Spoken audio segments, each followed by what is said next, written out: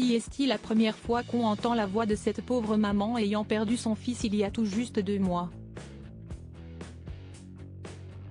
Marie, la mère d'Émile, a été interceptée à son domicile par des journalistes de M6. Un moment pas forcément très agréable pour cette jeune femme. Disparu depuis le 9 septembre 2023, le petit Émile reste introuvable. S'étant rendu sur les lieux de la disparition du petit garçon au Haut-Vernay, dans les Alpes de Haute-Provence, les journalistes de la chaîne M6 ont réussi à recueillir quelques mots de la maman du petit garçon. Arrivée devant la maison familiale, une reporter a ainsi été filmée en train de demander à la mère si elle accepterait de répondre à quelques questions concernant le drame. Visiblement agacée, Marie a répondu rapidement à la journaliste, « Non, franchement non. Si on estime que si est nécessaire, on parle. Et sinon, non. » Histoire de clore la conversation, elle conclut, « On vient vers vous si on en a envie. » Point très pieuse, la famille du petit Émile peut compter sur les hommes d'église de leur village pour les soutenir.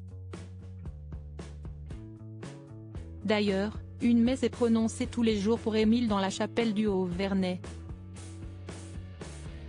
Les parents, Marie et Colomban, ont également été invités à assister à la messe du pape François, qui a été organisée le 23 septembre prochain au stade Vélodrome.